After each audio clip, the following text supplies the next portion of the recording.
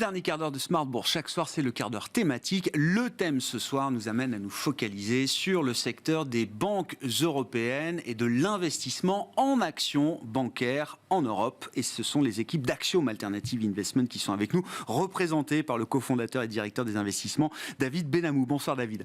Bonsoir. Merci beaucoup d'être là. Ravi de vous retrouver pour parler du secteur bancaire. Ça fait peut-être une dizaine d'années maintenant qu'on se parle et qu'on parle régulièrement de ce secteur bancaire qui est votre domaine de spécialité en matière d'investissement chez Axiom. Je voulais qu'on dise un mot quand même de la performance passée sur les 3 ans écoulés, les 3 ans et un peu plus même. On a tous en tête encore mars 2020. Évidemment, avec un point bas historique peut-être pour bon nombre de marchés boursiers et de secteurs. C'était le cas pour le secteur bancaire en Europe. Je regardais la performance de la stratégie dédiée aux actions des banques européennes que vous pilotez chez Axiom.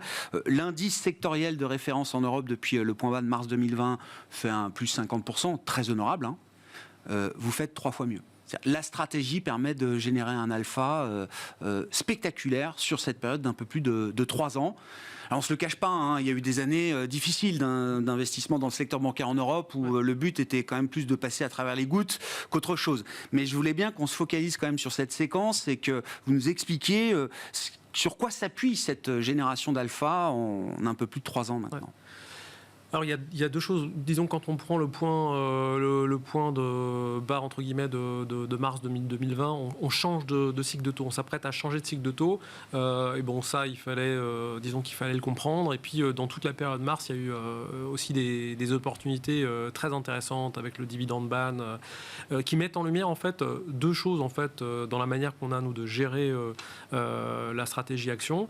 D'abord la dispersion. C'est un secteur où il y a beaucoup de dispersion et donc nous, on fait la dette, le crédit et les actions. Donc, on a une vision, je dirais, complète du secteur qui nous permet parfois de détecter des choses ou en tout cas des éléments de dispersion qui nous permettent de créer de la valeur.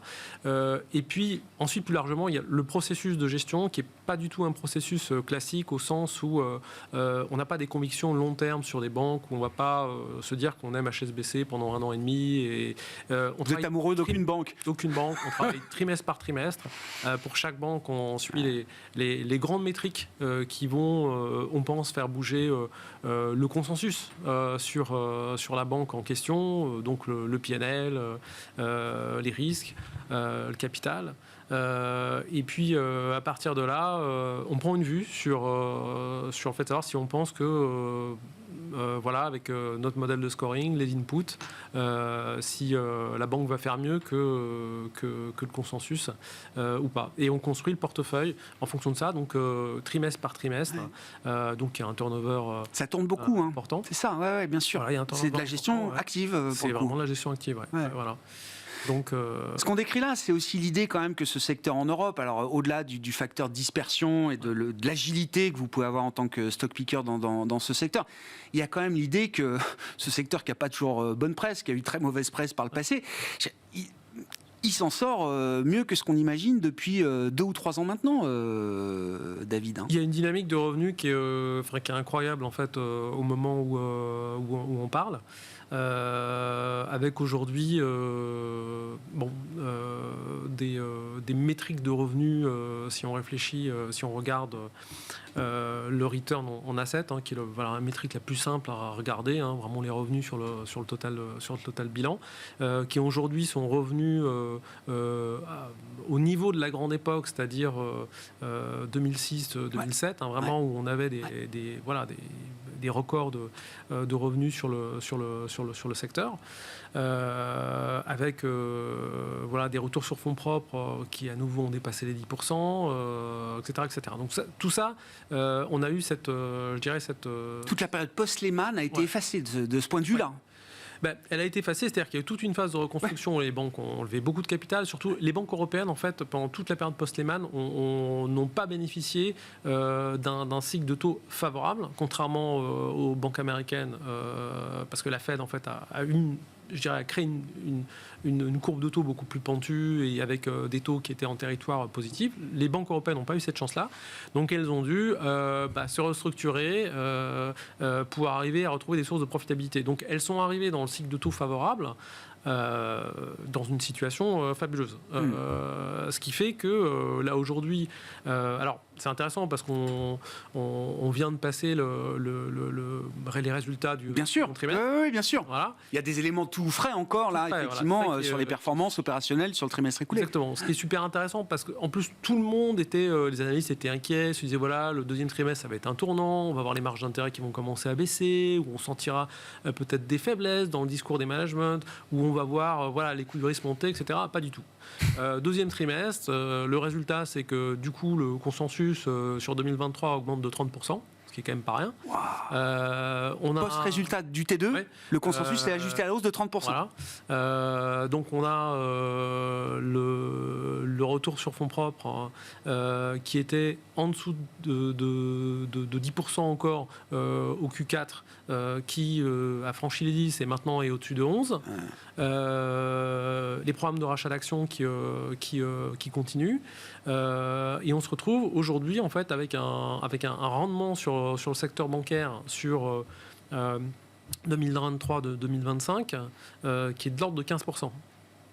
Voilà, donc c'est vraiment, je veux dire, on a surtout en fait, ce qui est important, c'est que les dynamiques restent positives. C'est-à-dire que ce soit les marges d'intérêt, donc ce qui est clé aujourd'hui pour les marges d'intérêt et donc la profitabilité du secteur, c'est les dépôts.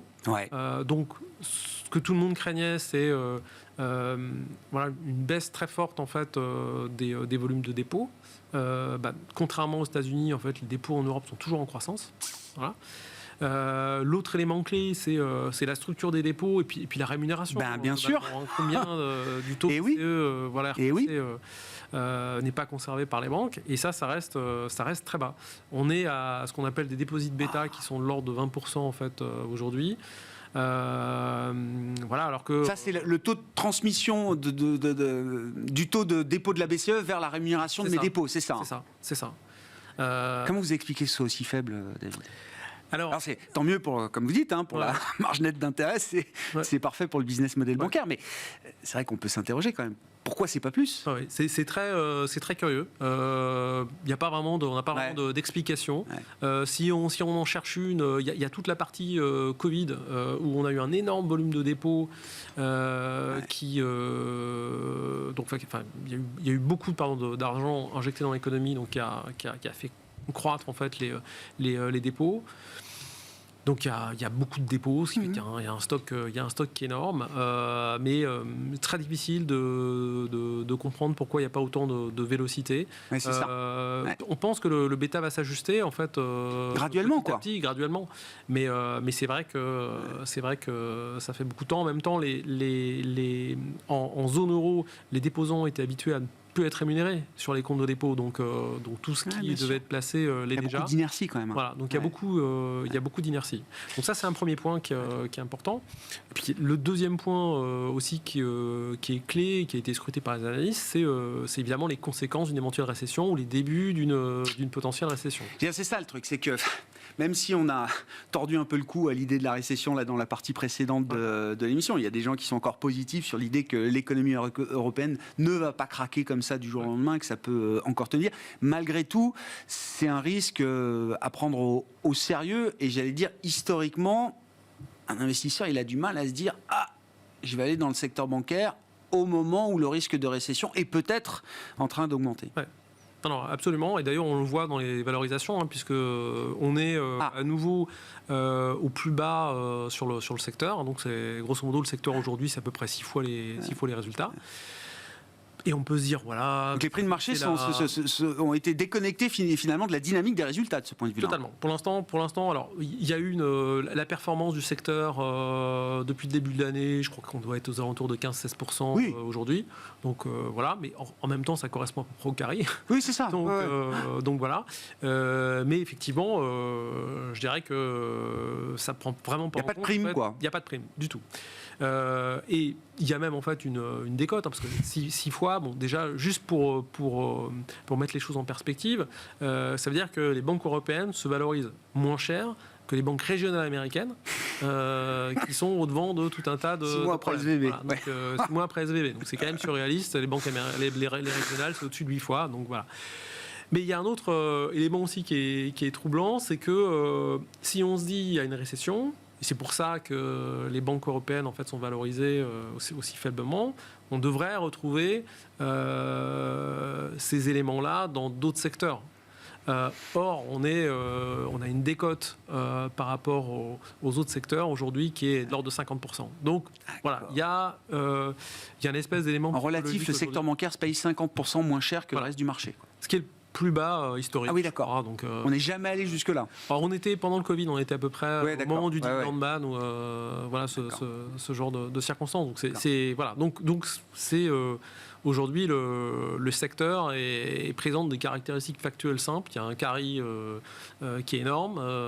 Les analystes continuent à augmenter leurs attentes de résultats. Et on a une décote énorme par rapport au reste. Au-delà des investisseurs spécialisés comme vous, il y en a d'autres qui voient ça dans le secteur bancaire. C'est les gouvernements qui sont à la recherche d'argent frais. Aujourd'hui, l'Espagne a mis une windfall tax, je crois, sur le secteur bancaire. Ça a été le sujet de l'été en Italie autour du gouvernement Meloni. Comment le secteur, comment l'industrie et comment vous, en tant qu'investisseur, vous appréhendez cette idée-là? Parce que c'est forcément une épée de Damoclès qu'il faut avoir en tête quand on construit un scénario ou un cas d'investissement. Est-ce que c'est le genre de facteur politique qu'on ne maîtrise pas, mais qui peut venir entraver encore un peu plus d'ailleurs peut-être le secteur bancaire, la performance du secteur bancaire? Oui, alors ça c'est super intéressant parce que ce sont des facteurs qu'on ne maîtrise pas, qui ont un impact très clair en fait sur les valorisations. Alors, on a vu les banques européennes en fait souffrir en fait à l'annonce de la windfall tax italienne et après tout ce qui s'en est suivi dans la presse. Les Italiennes évidemment se sont fait désinguer.